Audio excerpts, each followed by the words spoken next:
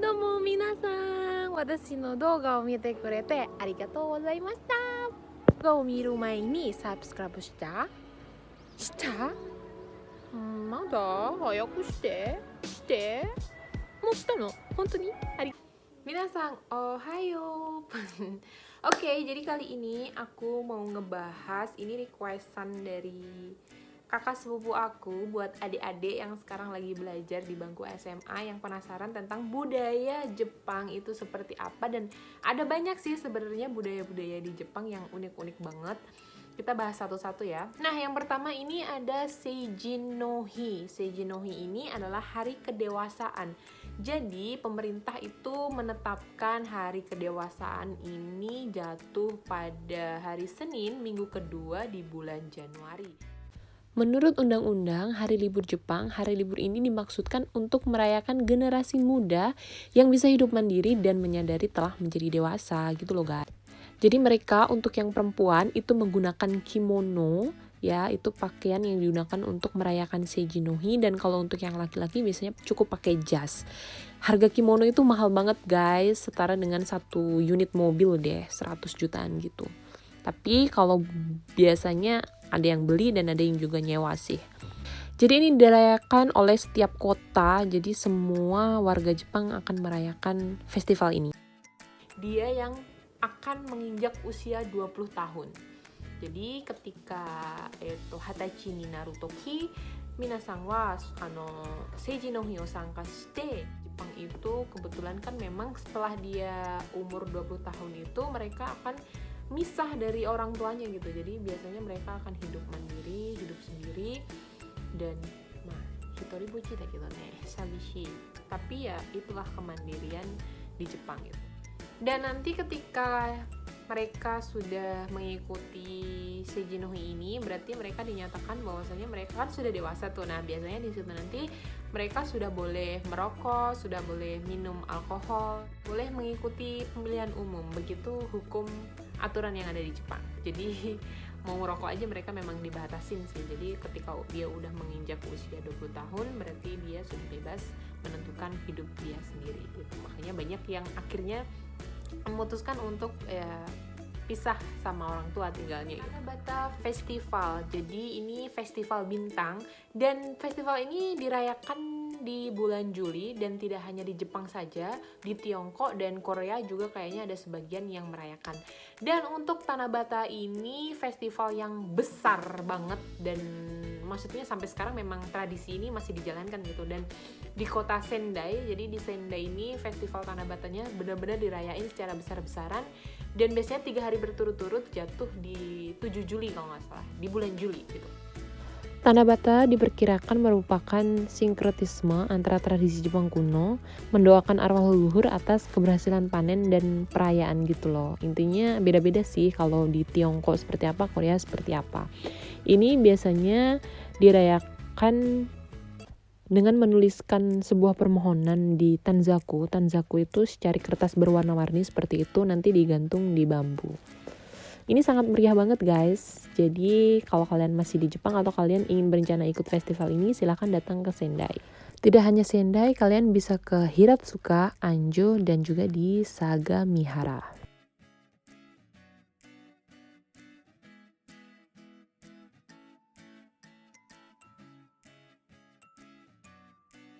Kalian mau ikut Tanabata Matsuri, Sendai ita hou ga ii to omou yo.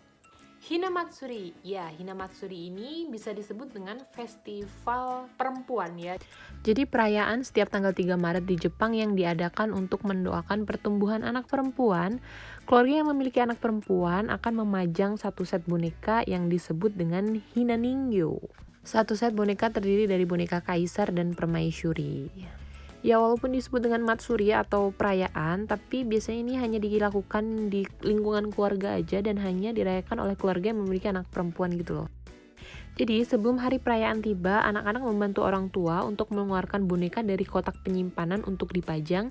Sehari sesudah Hinamatsuri, boneka harus segera disimpan karena dipercaya sudah menyerap roh-roh jahat dan nasib sial. Dan katanya kalau kita terlambat, tidak segera menyimpan, itu tuh bisa memperlambat jodoh anak perempuannya gitu loh. Dengan istimewa untuk anak perempuan yang merayakan Hinamatsuri adalah kue Hishimochi atau bisa juga dengan kue Hikigiri.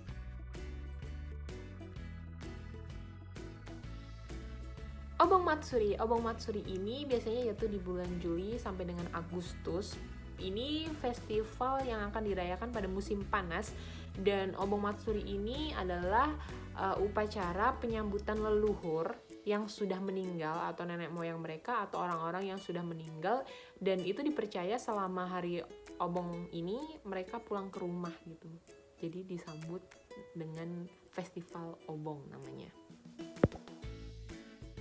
Di festival Obong Matsuri ini nanti juga ada tarian yang disebut dengan Bong Odori. Jadi nanti sama audiensnya atau sama pengunjungnya boleh menari bersama gitu. Intinya ini perayaan seru banget sih. Dan semeriah ini festivalnya, dan dulu aku tuh kalau nggak salah ikut festival ini dengan menggunakan pakaian khas Jepang yang disebut dengan yutaka, karena memang ini diadakannya di musim panas, jadi cocok banget kalau kita menggunakan yutaka gitu. Seru banget guys, kalian harus ikut kalau misalnya nanti di daerah kalian ada festival Obong. Festival Hanabi Taikai. Nah, festival ini biasanya ditunggu-tunggu banget karena ini festival kembang api, bener-bener kembang api yang wah, pokoknya bagus banget. Dan ini biasanya di bulan Juli juga, di akhir-akhir bulan Juli biasanya diselenggarakan akhir pekan gitu. Dan yang paling terkenal itu di Sumidagawa Hanabi Taikai, ini di tepian sungai Sumidagawa gitu, dan bagus banget. Kayaknya cocok banget kalau bawa pasangan ke sana. Jadi di Jepang itu menikmati kembang api juga ada festivalnya guys. Dan biasanya ini nanti kembang apinya tergantung daerahnya. Biasanya durasi yang paling cepat itu 30 menit, bahkan ada yang sampai 2 jam. Jadi itu non-stop kembang apinya di langit yang begitu indah gitu.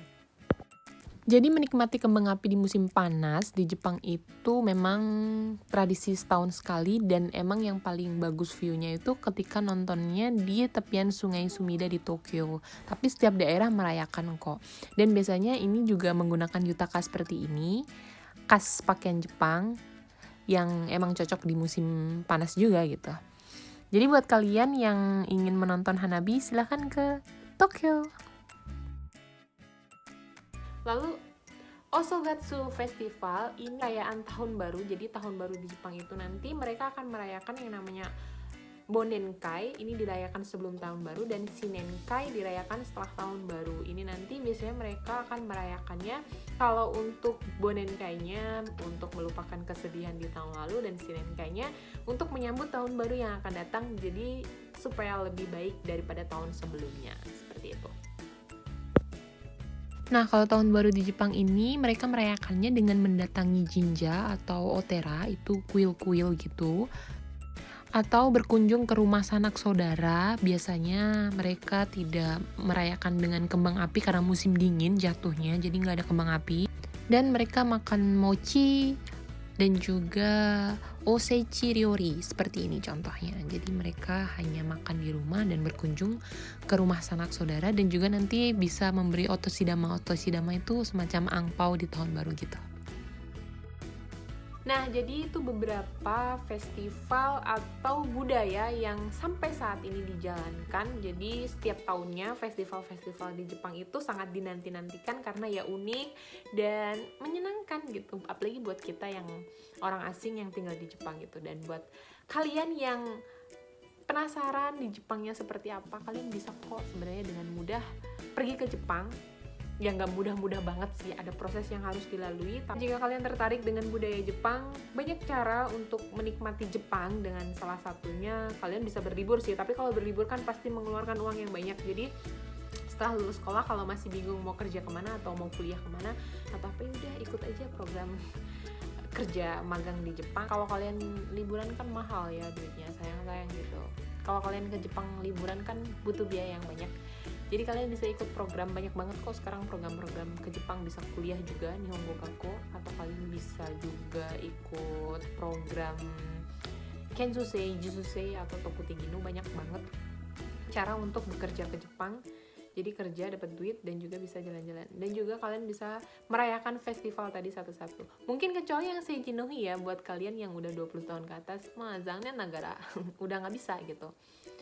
だから皆さんね、若いうちにもともと経験をしてに働きに行くのが簡単ではなく難しいではなくて、もし努力したら本当に日本に行けるから、じゃあ皆さん頑張りましょう。